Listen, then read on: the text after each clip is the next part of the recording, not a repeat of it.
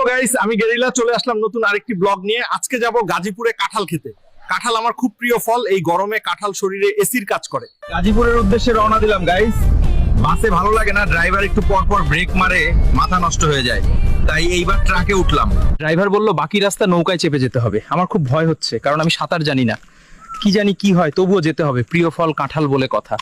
আমার খুব ভয় হচ্ছে, আজকে যদি আমি ডুবে মারা যাই, তাহলে আমার জন্য সুন্দরী একটা বউ খুঁজে নিও, আর তাকে বলে দিও আমি তাকে অনেক ভালোবাসতাম। যাক বাবা, প্রাণে বেঁচে গেলাম। অবশেষে চলে আসলাম গাজীপুরে।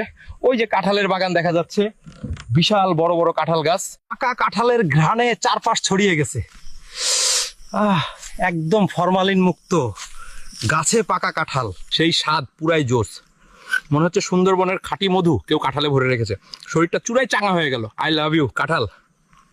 বেশ মজার কাঁঠাল খেলাম, খুব ভালো লাগলো। পেটটা এখনো কিরিমিরি করছে। এখন বিদায় নিলাম, আবার দেখা হবে অন্য কোনো ব্লগে। ভালো থাকবেন সবাই।